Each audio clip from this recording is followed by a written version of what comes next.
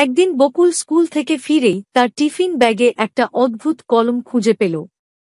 সেটা দেখতে চকচকে সোনার মতো, আর তাতে লেখা ছিল, যা লেখো তাই সত্যি হয়। বকুল ভাবল, এইটা কি সত্যি জাদুর কলম?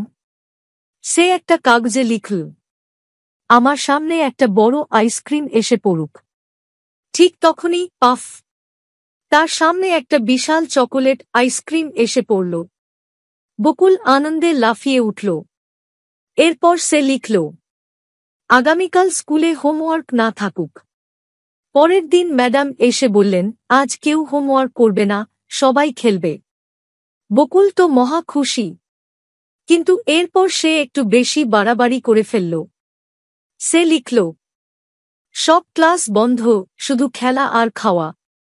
পরের দিন স্কুলে গিয়ে দেখে, পুরো স্কুলে শুধু বেলুন, কেক, খেলনা, আর কোথাও পড়াশোনা নেই। প্রথমে ভালো লাগলেও কিছুদিন পর বকুল বিরক্ত হয়ে গেল।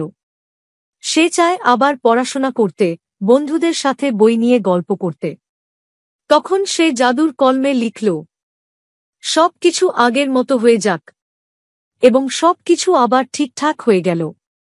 শেষে বকুল বুঝে গেল, মজার জিনিস ভালো, কিন্তু সব সময় খেলাধুলা করলেই চলবে না।